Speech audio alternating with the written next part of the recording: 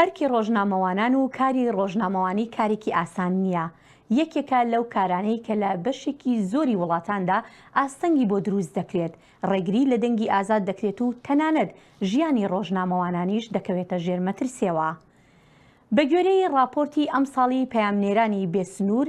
کە لە سەرەتای ئەم مانگا بڵاوکرایەوە لە کاتێکدا کە نەرویج، دانیمارک و سوید سێ وڵاتی یەکەمن لە ڕیزبەندێکەدا کە لە ڕووی ئازادی ڕۆژنامەگەریەوە لە ڕەوشێکی باشدان، بەڵام ئەو ڕێکخراوە دەڵێت بارودۆخی ڕۆژنامەگەری لە 28 وڵاتی دیکە لەوانە ئێران و عێراقیش لە دۆخێکی زۆر خراپدان. لەگەڵ ئەمەشدا ژنان کە خۆیان لە ژیانی ڕۆژانە و هەموو پیشەکانی تریشیاندا کۆمەڵێک کۆسپ دێتە بەردەمیان، دەبێت ژنی ڕۆژنامەوان چەندێک کێشە و گرفتی هەبێت لە پیشەی گەیاندنی زانیاری و ڕاستیەکاندا کە هێندەی گەورەی خۆی ئاڵۆزی و ئاستەنگ و گرفتی تێدا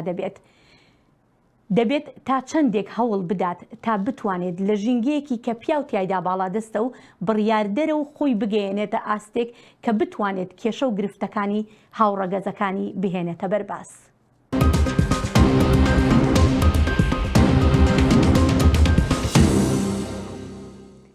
ژینی ژنانی ئەم مانگا تیشک دەخاتە سەر کێشە و گرفتەکانی ژنانی ڕۆژنامەوان لە نێو میدیای کوردیدا. بۆ ئەم مەبەستە من هێرۆزەنگەنە میواندارێتی هەردوو ڕۆژنامەوانی دیاری ژن نیاز عەبدوڵڵا لە پاریز و هانا شوان لە سلێمانی دەکەم. سەرەتا سوپاستان دەکەم بۆ بەشداریکردنتان لەم بەرنامەیەدا. دەمەوێت با بە دروشمی ئەم ساڵی ڕۆژی جیهانی ئازادی ڕۆژنامەگەری دەست پێ بکەم کە ئەویش ئەمەیە دروشمەکە ڕۆژنامەگەری لەژێر گەماروی میدیای دیجیتالدا. نیاز خانم با لە تۆ دەست پێ بکەم، ئایا میدیای دیجیتال لە بەرژەوەندی ژنە یان بە پێچەوانەوە زیانی بە ژنان گەیاندووە؟ سەرەتا ئەم کاتەی تۆ ئەم کاتەی هەناخان و هەموو گوێگران و بینەرانمان باش، ئەوەی کە پەیوەندی بە دروشمی ڕۆژی تایبەتی ئازادی ڕۆژنامەوانیەوە هەبوو، تایبەت بەو بەرەو پێشچوونانی کە لە میدیای دیجیتال هاتۆتە ئارەوە هاوکات ئەو ئاڵنگاریانی کە ئێستا لە میدیای دیجیتالدا بە بەردەوامی خۆیان بەرهەمەهێننەوە کە لە نێو ئەوانەدا یەکێک لەو ئاڵنگاریە زۆر مەترسیدارانی بەردەوام ڕوبەڕووی ڕۆژنامەنووسانە بێتەوە مەسەلەی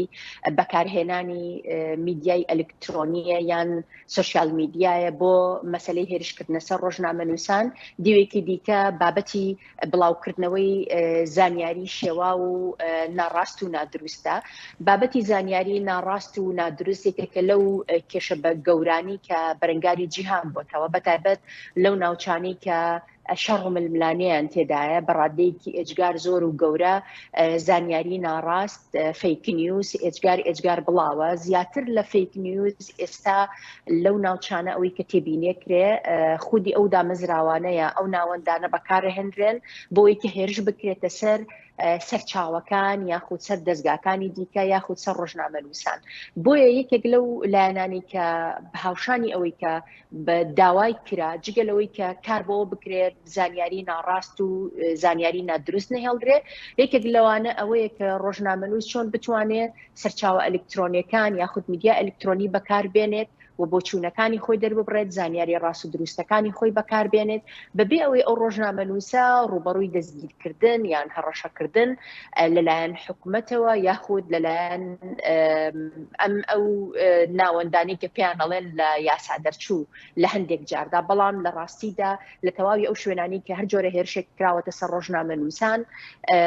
حکوومەتەکان ئەو لایەنانی یان ئەو دەسەڵاتانی کە باڵادەستن لەو شوێنانە ڕاستەخۆ بەرپرسیارەتی ئەویانەکەوێت ئەستۆ لە نێو هەموو ئەم کایی کە هەشە دۆخی ڕۆژنامەنووسانی ژن لە بەردەم ئاڵنگاریەکی دیکەدایە، بە تایبەت کە میدیا ئەلکترۆنی لە زۆر شوێندا لەگەڵ ئەوەی کە دەستکەوتێکی گەورەیە بەرفراوانیەکی زۆرە بۆی کە خەڵک بەهۆیەوە دەستی بگا بە سەرچاوەکانی هەواڵ و بۆی کە خودی میدیاکاریش یا ڕۆژنامەوانیش وەک ئامرازێکی خێرا دەستی بگات بەو ئامرازانە و زانیاریەکانی بڵاو بکاتەوە. بەڵام لەگەڵ ئەوەشدا یەکێک لەو سەرچاوانەی کە هەڕەشەن بۆ ڕۆژنامەنووسانی ژن لە وڵاتانی کە ململانێ و شەڕیان تێدایە ژنانن. بۆی ئەم ئاڵنگاریانی ئێجگار زۆرن. لەگەڵ ئەوەشدا ئەو دەستکەوتانی بەهۆی میدیا دیجیتالەوە بەدەست هاتوون دەستکەوتی زۆرن لە دنیا کە یەکێک لەو دەستکەوتانی کە زۆرێک لەو ناوەندەنی و دەوڵەتیانە شانازی پێوەکە بەرفراوانبوونی ئازادی ڕادەربڕینە بەڵام لەگەڵ ئەوەشدا بەداخەوە ئەم بەرفراوانیە لەگەڵیدا هەمیشە سانسۆر و بەرتەسەکردنەوەی زۆر هەیە. بەڵێ دێمە لای تۆ هاناخان لە بەرنمەیەکی پێشتری ئێمەدا کە ئامادە بووی باست لەوە کرد کە میدیای دیجیتال بۆتە هۆکاری ئەوەی کە هەندێک لە ژنان کارەکانی خۆیانیش لەدەستداوە. دەتوانی پێمان بڵێ ئەمە چۆن؟ خۆتان ئەزانن لە هەرێمی کوردستان بە تایبەتی مەسلەی میدیا و میدیای دیجیتال میدیا بەگشتی ئەگەر بڕوانین زیاتر میدیایەکی حزبیە واتە ئەو کەناڵە زۆرانی کە هەمانە میدیا حزبیەکانن و ئەم میدیا حزبیانە خۆتان ئەزانن کە مەودای ژنان لە مەودای ئیشکردنی ژنان لە میدیا حزبیانەیە زۆر بەرتەسکاوە ئاستەنگی گەوریانیەتە بەردەم وە جۆرێک لە جیاکاری نەرێنیان بەرامبەر ئەکرێ. ئەمە سەرڕای ئەوەی کە راپۆرتەکان باز لەواکەن کە ڕێگری لە ڕووماڵکردن هەیە لەلایەن دەستگاکانی دەروەی کەناڵەکە خۆی جگەلەوەی لە ناو کەناڵەکە کۆمەڵە معاناتی هەیە لە دەروی کەناڵش معاناتی هەیە. سەکۆی ئازادی ڕادەربڕین کە ژمارەیەک ڕۆژنامەنووسی گەنج لە عێراق بەڕێوەی ئەبن باس لەواکەن کە ساڵانی ڕابردوو ڕێگریکردن لە ڕۆژنامەنووسان هەبووە 400-500 بەڵام ئەوەی کە ساڵی ڕابردووی جیا کردوێتەوە لە ساڵەکانی تر ئەوەیە کە لێدان لە ڕۆژنامەنووسی ژن هەبووە و تەنانەت ئەو ڕۆژنامەنووسە ژنەی کە باسی لەوە کردووە کە ڕوبەڕووی لێدان بۆ تۆ لە کاتی ڕووماڵی ڕاستەو خۆیان لەلایەن دەستگا ئاسایشەکانەوە هێرشی کراوەتە سەر لە شاری بەغدا تەنانەت ئەو کەسەی لێ یاوە مستهدەفەن یعنی بە هەدەف پێی بوتراوە کە چۆن لەو ژنەڕە بەسەر ئەژنۆ یاوێتی بەناوسکیە یعنی ویستێتی زەبر بە ڕەحمی بگەێنێ ئەو باسی لەوە کردووە کە هەستی کردووە ئەو هێرشە یاخود ئەو جۆرە لە لێدانێکی لە خۆ عەفەوی نەبووە بەڵکو مستهدەف بووە یعنی حاڵاتەکە کەواتە ئەمە مؤشرێکی مەترسیدارە لەوەی کە ژنان لە دەریشەوە چەندین معاناتیان لەناوە لەو کاتێکە میدیای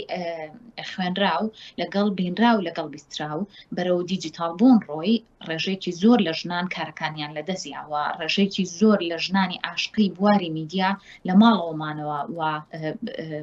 وایان هەڵبژارد کە لەم کایە بە تەواوەتی دوور بکەونەوە جۆرێک لە عاجزبوون لەم کایە هەیە بەداخەوە لەبەرەوەی وەگوتم میدیاکان میدیای حزبین و ئەژمار بۆ ئیشکردن و حسابکردن بۆ ئیشی پیاوان زیاترەوە کەوەی کە بۆ ئیشی ژنان. بەڵێ نیاز خاندێمەوە لای تۆ دەزانین ئێستا لە میدیاکاندا لە شاشەکانی تەلەڤیزۆن کە ئەبینین ینی بەگشتی کە باسی شاشەکانی تەلەڤیزۆنەکەم کە ئەڵێم میدیا ژن زۆرە بینین ینی ژنی زۆر لە شاشەکانەوە ئەبینین ئایا ئەمە مانای ئەوەیە کە لە بواری ڕۆژنامەوانیە ژن پێشکەوتووە یا لە بواری ڕاگەیاندندا؟ زۆر مای خۆشحاڵیە کە ئێمە ژنانێکی زۆر ببینین لە کاری ڕۆژنامەنووسیدا دەربکەون و ڕۆڵیان هەبێ و کاری خۆیان بە ئەنجام بدێنن بەتابەت لە کەناڵەکانی تەلەڤیزیۆن، رادیۆ، ڕۆژنامە یا هەر یەکێک لە دامەزراوە و هۆکارەکانی دیکەی ڕاگەیاندن. بەڵام ئەوەی ئێمە تێبینێکەین بەداخەوە لەگەڵەوەی ماوەیەکە بەهۆی نەک بە تەنیا تەلەڤیزیۆنی تەقلیدی ئەوەی کە ئەیبینین بەڵکو لە ڕێگەی ئەو تەلەڤیزیۆنانی کە لە ڕێگەی سۆشیال میدیاوە یا لە ڕێگەی ماڵپەڕە ئەلکترۆنیەکانەوە ڕۆڵی تەلەڤیزیۆن و پەخشە بینن بە هەمان شێوە ژمارەیەکی زۆر ڕۆژنامەنووسی ژنیان تیادا دەرکەوتووە. بەڵام ئەوەی ئێمە تێبینەکەین ئەم دەرکەوتنانە ڕۆڵێکی ئەوتۆی بەهێزیان نەبووە لە بەهێزکردنی پێگەی ژنان لە ناو بەڕێوەبردننی دەستگا ڕاگەیاندنەکاندا. بۆ نمونە ئەگەر ئێمە تێبینی ئەومان کردبێت لە ماوەی ڕابردوودا ژنان کاریان کردبێت یان لە شوێنێکدا پستی بەڕێوەبەرێکی بەشێکیان هەبوو بێت بەڵام ئەمە هیچ کات نەبووە هۆکاری ئەوەی کە ژمارەی ژنە بەڕێوەبەرەکان لە ناو کەناڵەکانی تەلەڤیزیۆن زیاد بکەن. بۆ نمونە ئێمە لە کۆی ئەو کەناڵە ڕاگەیاندنە ئاسمانیانی کە لە هەرێمی کوردستان هەمانە یەک ژن بەڕێوەبەری کەناڵێکی ڕاگەیاندنە لەو ژنانەی کە بەڕێوەبەری نیوزڕۆمن تا ئێستا هیچ ژنێکمان بەڕێوەبەری نیوزڕۆم نییە بۆ نمونە. و ئەمە جگەلەوەی بەداخەوە بەشێکی ئەو ژنانە لەبری ئەوەی کە ڕۆڵی محەرر یان نووسەر یا ئیدیتۆر ببینن ئەم ژنانە زیاتر ڕۆڵی بێژەر ئەبینن نەک پێشکەشکاریش چونکە کەسی پێشکەشکار ئەم کەسە محررە ئامادەکارە هەموو وردەکاریەکان لە ناوڕۆکە بە ئەنجامەگەیەنێت و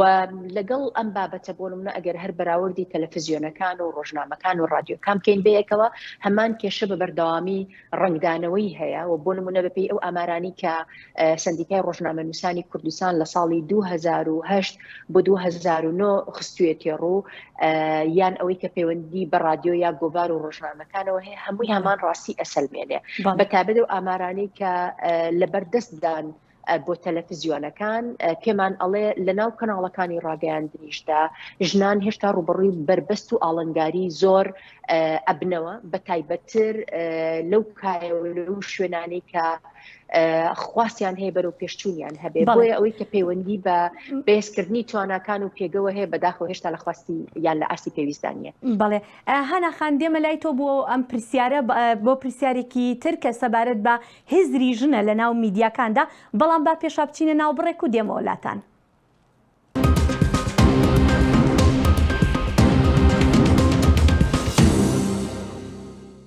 بەردەوامین لەسەر بەرنامەی ژینی ژنان و بابەتی ئەم بەرنمەیەمان ئازادی ڕۆژنامەوانی ژنە زیاتر لە هەرێمی کوردستان و لە ناو میدیای کوردیدا دەگەڕێنەوە لای هەردوو میوانەکانمان هانا شوان و نیاز عەبدوڵڵا. هانا خان باز لە هێزری ژنان بکەین وەکو نیازخانیش ئاماژەی پێکرد کە با بڵین ڕۆڵێکی ئەو تۆیان نییە لە کاری بەڕێوەبەرایەتیە لە میدیاکاندا ژنان بەڵام کۆمەڵێک بەرنامەی تر ئەبینین ئەم بەرنامانە بەرنامن کە ژن پێشکەشیەکەن بەڵام زیاتریش ئەو بەرنامانی کە ژن پێشکەشیەکەن زیاتر بەرنامەکانن کە پەیوەندی بە شتی با بڵین کۆمەڵایەتیەوە هەیە کەمتر لە بواری فکری و سیاسی و ئەم شتانە. ئایا ئەمە هۆکارەکەی چییە؟ ڕێگەیان پێنادرێ بیر و بۆچوونەکانی خۆیان بهێنە ناو میدیاوە یا خۆیان ئەیانەوێ ئەم کارانە بکەن ڕۆژنامەوانە ژنەکان خۆیان نایانەوێ بچنە بابەتی سیاست و بابەتی فکری ئەو شتانە پێشکەش بکەن؟ بەداخەوە وەک زۆربەی دەستگاکانی تر هەوڵ دراوە ڕۆڵی ژن تەحجیم بکرێەوە تا سنووردار بکرێت لە سنوورێکی دیاری کراوە بۆ نمونە ژنە لە ناو پەرلەمانە پێڵان تۆ بۆ ناچیتە لیژنەی ژنان ژنە پێ ئەڵەن بۆ ناچیتە ناو لیژنەی کاری کۆمەڵایەتی یان ئەگەر کۆلێجێک هەڵەبژێرێ بۆ ناچیتە ئەو کۆلێجە ناچیتە ئەم کۆلێجە ئەبینین کە ژنان هەوڵ ئەدرێ پەراوێز بخرێن لە سۆشیال میدیا پەراوێز ئەخرێن هەوڵێکی زۆر جدی هەیە بۆ پەراوێز خستنیان لە میدیایە ئەم تێڕوانینە بەرفراوانەی کە وا ئەکات و بڕیاری داوە کە ژنان پەراوێز بخات لە زۆر شتی تریشە لە زۆر بواری تریشە ژنان پەراوێز خراون بۆ نمونە ئەم هەموو حاڵەتی توندوتیژی کوشتن بە بیانووی شەرەف نابینین کەناڵەکان بەرنامەیەکی تایبەتی لەسەر بکەن یاخود میوانێک بێنن ژنانە و وەکو ژن قسەی لەسەر بکەن بەڵکو بینین تەنها لەوەیە کورتەکرێتەوە کە بەڕێوەبەری پۆلیس یاخود پێشی پۆلیس تەسریحێکەیە کە دەستگای پۆلیسیان ئاسایش بکوژەکەی دەستگیر کردووە و لێرەدا کۆتایی پێیە دۆسێکە بەڵام ئەمە مەسلەیەکی زۆر هەستیارە لە هەرێمی کوردستاندا مەسلەی کوشتنی ژنان بەڕاستی بە ئاقارێکدا ڕۆشتۆ زۆر مەترسیدارە و وای لێ هاتووە کوشتن بۆتە کارێکی تا ڕادەیەک ئەتوانم بڵم بۆتە دیاردەیەکی زۆر نەرێنی لەسەر کۆمەلگاکەمان وە کاریگەری زۆر نەرێنی هەیە ئەمڕۆ نزیکترین نمونە ئەمڕۆ راپۆرتێکم دەربارەی ئەو 5 مناڵە خوێن کە لە چەمچەماڵ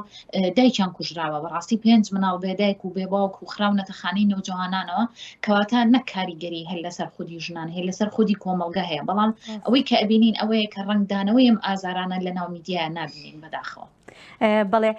یەکێکی تر لە گرفتەکانی تر کە زۆر باسەکرێ نایەکسانی موچەیە نایەکسانی موچەی ژنان و پیاوان تەنانەت لە کەناڵەکانی ڕاگەاندن و لە میدیاکانیشدا جا لەم بارەیەوە پەیامنێرمان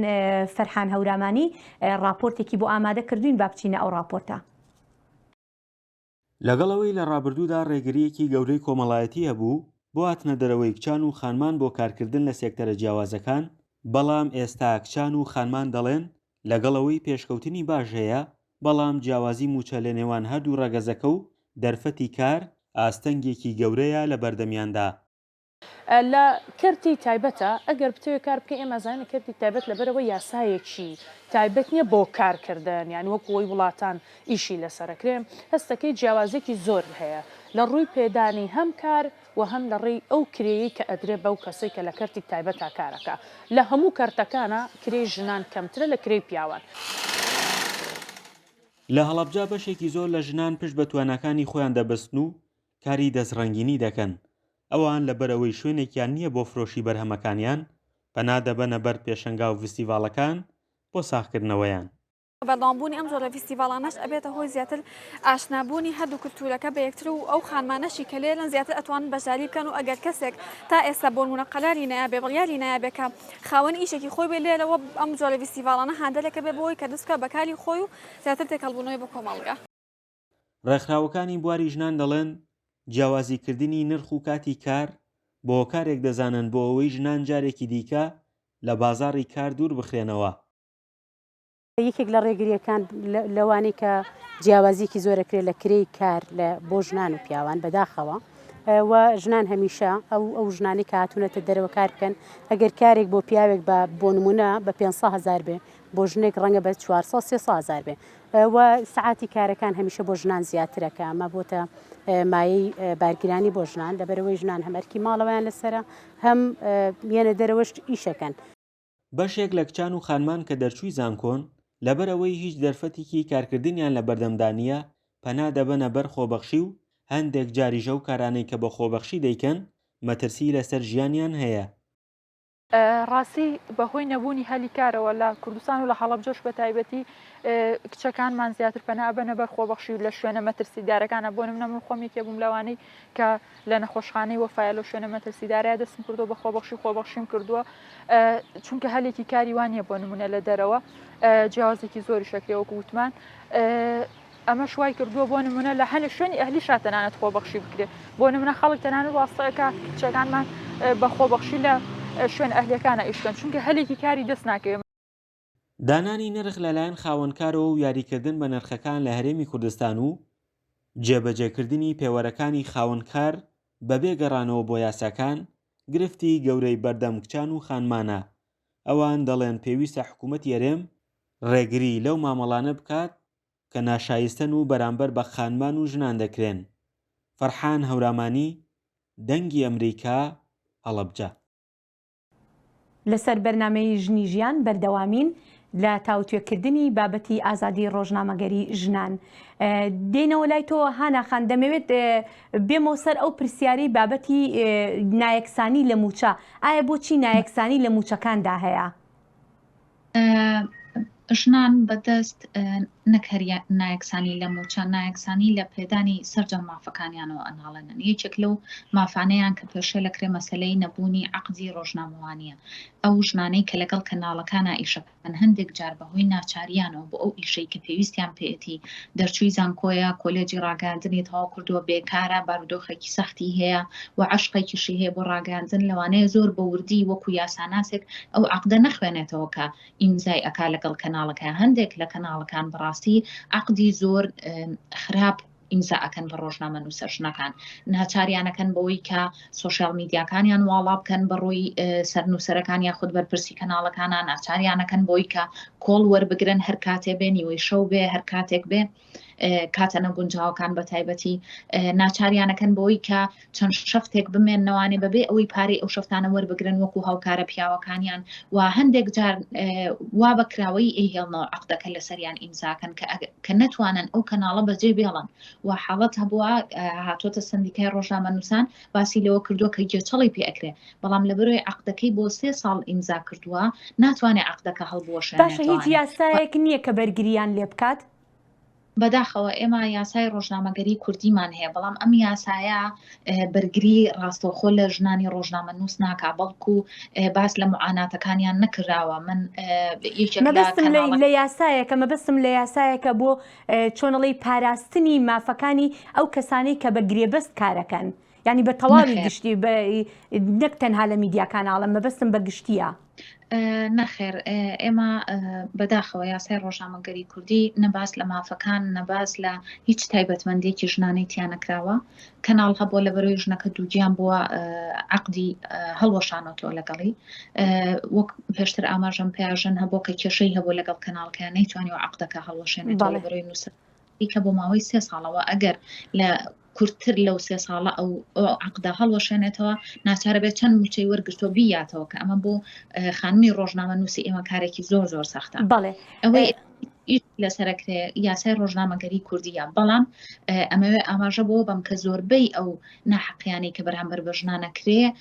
ژنان ناتوانن لەسەری بەدەنگ بێن لە بەرەوەی وەکوتم پێشتر کەناڵەکان کەناڵی حیزبیە ژنێکی ڕۆژنامە نووس پامنێرێک ناتوانێت بچێت کاڵا لەسەر بەرپرسی کەناڵێک تۆمار بکە کە مافەکەی خواردووە ئەمە ژێکێک لە ئاستەنجە گەورەکانی بەردەم ژنان کە ناحەقی گەوریان بەرامبەرەکرێت. بەڵێ نیاز خاندێمەوە لای تۆ بینە سەر بابەتی ژینگەی کۆمەلگا با بڵین ئایا کۆمەلگای کوردی ژینگەیەکی لەبارە بۆ کاری ڕۆژنامەوانی ژنان؟ لە ڕابردوودا ئەمانوت کۆمەلگا لەگەڵ کاری ڕۆژنامەوانی ڕانەهاتوە ئەمە لە ساڵانی 90ەکان بەڵام دواتر ناتوانین بڵین کۆمەلگا ڕانەهاتوە لە مامەڵەکردن لەگەڵ میدیا بەڵام هێشتا بەهۆی دوو ئاراستی کێشە یەکێکیان ئەوەی کە خودی دەستگا ڕاگەیاندنەکان هەمیشە خوڵقێنەرین وەکو بربەست دروستکردن لە بەردەم ژناندا کە بەشێکی هاناخان خستێ ڕوو کە مەسلەی نادادپەروەریە لە موچە مەسلەی نەک هەر بوونی گرێبەستی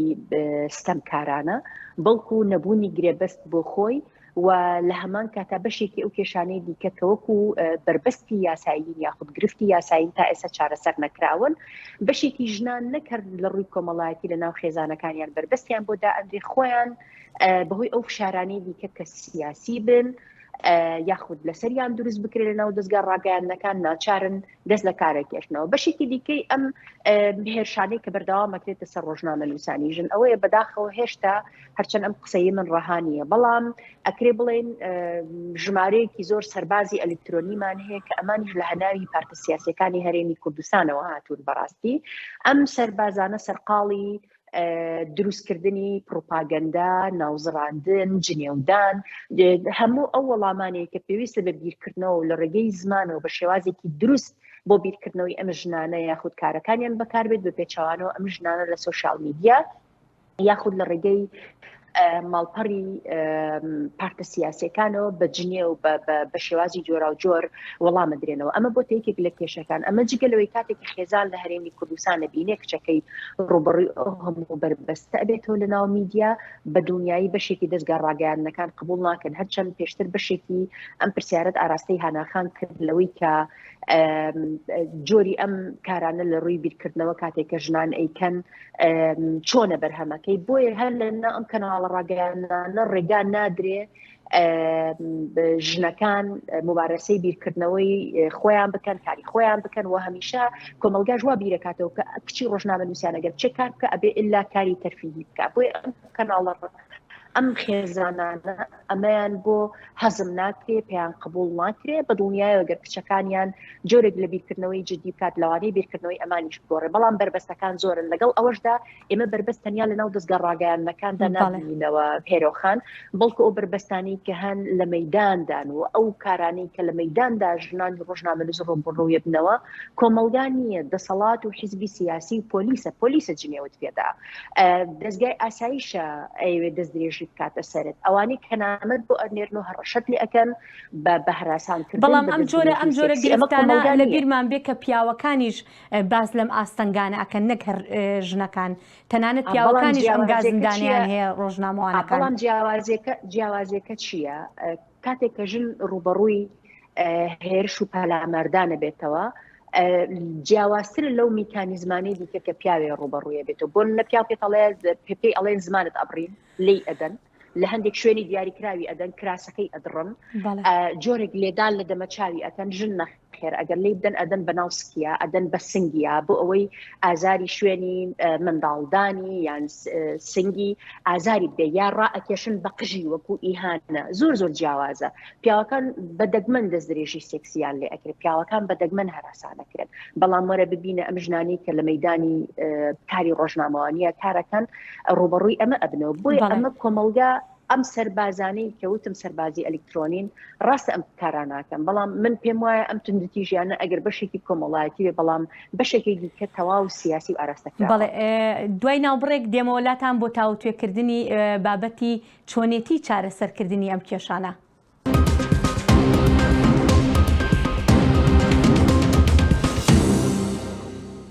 لە بەشی کوردی دەنگی ئەمریکاوە بەردەوامین لەسەر بەرنامەی ژینی ژنان. دێمەوە لای هەردوو میوانمان نیاز عەبدوڵڵا و هانا شوان. دەمەوێت بێمە سەر ئەو بابەتەی باسمان لە کۆمەڵەیەک گیر و گرفتی ڕۆژنامەوانانی ژنان کرد. ئایا دەمەوێت بزانم ئەم گرفتانە بە زیادبوونی ژن لە شوێنی دەسەڵاتدا چارەسەر دەبن؟ ئەمە وەڵامێکی ڕێژەیی هەیە، چونکە ئایا ئەو ژنانەی کە ئەچنە شوێنی دەسەڵاتەوە تا چەند ژنانە بیر ئەکەنەوەەوە، تا چەند لە خەمی ڕەفیقەکانیان و هاوڕەگەزەکانی خۆیانن، ئەمە مەسلەیەکی ڕێژەیەوە گوتم. ژنانێکمان هەن کە ناچارن یاخود بە جۆرێک لە فشارە کۆمەڵایەتیەکان تەمجی دەکەن یاخود بە بەرزی ئەزانن ئەبنەوە بە بەشێک بە کارکتەرێک بۆ دووبارەکردنەوەی ئەو فشارە کۆمەڵایەتیانەی لەسەر ژنانە. ژنمان هەبووە نەسیحەتی هاوڕێکەی کردو و توێتی واز لە کاری ڕاگەاندن بێنەوە و دواتر هاوسەرگیری نەکەی، بەڵام ژنیشمان هەبووە کە بینیومانە لە حاڵەتی گرتن یاخود دەستگیرکردن یاخود هەر فشارێکی کە هات بێتە سەر ژنە هاوڕێکی کە ڕۆژنامە نووسا زۆر هاوکار بووە. کەواتە ئەمە مەسلەیەکی ڕێژەیە. ئەوەی کە گرنگە بەلای ئێمەوە ئەوەیە کە پێویستە ڕۆژنامە نووسە ژنەکان کە خۆشبەختانە لە هەرێمی کوردستان جۆرێک لە هاوپشتی و پشتگیری بۆ یەکتر هەیە بە جیاوازی کەناڵەکان و بیر و بۆچوونەکانەوە. بۆ نمونە من هاوڕەیەکم لە کەناڵێکی ئیشەکە بەرنامەیەکی ڕاستە و خۆی هەیە پێویستی بە هەندێک ئامارە بە خێرایی زوو ئامارەکان ئەمێ باسی ئەوەش بکەم کە بەڕاستی لە مەسلەی ئامارە ڕاستە ئێمە یاسای مافی پێدانی زانیاریمان هەیە بۆ هەر تاکێکە کە جگە لە ڕۆژنامە نووس هەر تاکێکی کۆمەلگا ئەبێ سوودمەند بێ لەو یاسا. باشە ژنان بە ئاسانی ئەتوانن ئەو زانیاریانیان دەستکەوێ؟ ئەمە ئاستەنگێکی زۆر گەورەیە کە ژنانی ڕۆژنامە نووس تەنانەت لەسەر پرسەکانی تایبەت بە ژنان بۆ نمونە تونند و تیژی خۆکوشتن ئەمانەش زۆر بە زەحمەت ئەگەر ئاماریان دەستکەوێ و ئێستا بە گومانەوە لەگەڵ ئەو ئامارانە کە ڕائگەێنرێ ئێمە تەعامل ئەکەین بەڕاستی، چونکە ئەوەنەی کە خۆمان هەستی پێەکەین ئامارەکان لەوە زیاترە و پەردە پۆش ئەکرێەوە. هەندێک ئامار هەیە هەر تۆمار نەکراوەوە باسی لێمە ناکرێت. کەواتە ئەمە ئاستەنگێکی گەورەیە لە بەردەم ئێمەیە. هەوڵمانداوە بە دەستگیرۆیکردنی یەکتر پشتیوانیکردنی یەکتری بەسەر ئەم ئاستەنگەیە وردە بتوانین سەر بکەین. نیاز خان دێمە لای تۆ، ئایا پەرلەمانتارە ژنەکان چۆن ئەتوانن هاوکاری ڕۆژنامەوانە ژنەکان بکەن تا بتوانن زاڵ بن بەسەر ئەو ئاستەنگانی کە دێتە بەردەمیان؟ لە ڕاستیدا من وەڵامە ئەم پرسیارە بە جۆرێکی تر وەڵامە دەمەوە ئەیکەمە ئەرک و بەرپرسیارەتی پەرلەمان بۆ خۆی، چونکە پەرلەمانتاری ژن بە تەنیا بۆی ناکرێ ئەگەر لە چوارچەوەی ئەرک و کاری پەرلەمانی خۆی کار نەکات. یەکێک لەو بابەتانی کە ئێمە تێبینیەکەین هێرۆخان بە درێژایی ساڵانی ڕابردوو کە هەر سەندیکا خۆی ئەڵێ لە ماوەی 2 ساڵە 1580 ڕۆژنامەنووس پێشێلکاری لە بەرامبەر کراوە و دەستدرێژی کراوەتە سەر بە شێوازی جۆرا و جۆر. بەڵام تا ئێستا پەرلەمانی کوردستانمان نبینی و دانیشتێکی تایبەت بە پاراستنی مافەکانی ڕۆژنامەنووسان بکات، جخت بکاتەوە لەسەر جێبەجێکردنی یاسای کاری ڕۆژنامەوانی، یاسای دەستخستنی زانیاری و تەواوی ئەو یاسایانی دیکە وەکو سندوقی خانەنشینی، یاسای چاپ و چاپەمەنیەکان بە پێچەوانەوە پەرلەمانی کوردستان چاودێری وەزیری ناوخۆ ناکات. پەرلەمان پێویستە وەزیری ناوخۆی بانگشت کردا لەسەر ئەو وەزیری ڕۆشنبیری تەواوی ئەو ناوەندانی کە ڕۆڵیان هەبووە لە وەزارەتەکان کە پێشێلکاری بکەن لە بەرامبەر ڕۆژنامەنووسان جا چشن بنیان پیا و پێویست بۆ ئەم ئەرکە جێبەجێ بکەن. هەندێک بنەما هەیە جۆرجار گلەیی لە ژنەکانەکرێ بەوەی کە ئەبێ تەنیا لەبارەی ژنەوە بیر بکەنەوە. بۆیە بەشێک لە ژنەکان کاتێک کە لەناو پارتی سیاسی کارەکەن ڕاستە ژنن، بەڵام لەبەرەوەی پارتی سیاسی ئەم وڵاتە بە جۆرێکی کۆنەپارێز زۆرجار لەبارەی مافەکانی ژنان بیرەکاتەوە. ئەم ژنەشە بێ بە ئامرازی وەکو پیاوەکە لە خزمەتی ئەم جۆرە لە بیرکردنەوە ئەبێت. بۆیە دامەزراوەکان پەرلەمانی کوردستان بە تایبەت پێویستە چاودێری زۆر جدیتری جێبەجێکردنی یاسای کاری ڕۆژنامەنووسی بکە، بە تایبەت دەستگیرکردنی ڕۆژنامەنووسان یان بەکارهێنانی یاسا و دادگاکان بۆ تۆڵەکردنەوە. بەڵێ نیاز خان لێرەشدا دەمەوێت ئاماژە بە شتێک بکەم. تۆ وەکو ڕۆژنامەوانێکی ژن بەم دواییانە خەڵاتێکت پێدرا بوو لەلایەن شارەوانی پاریسەوە وەکو هاوڵاتێکی فەخری پاریس پیرۆزبایت لێکەین بۆ کارەکان و سپاسی هەردووکتانەکەم کە بەشداریتان لەم بەرنمەیە کرد. سپاسانەکەم. ئازیزان لێرەشدا دێینە کۆتایی بەرنامەی ئەم مانگەی ژینی ژنان تا بەرنمەیەکی تر هەر شاد و بەختەوە بن.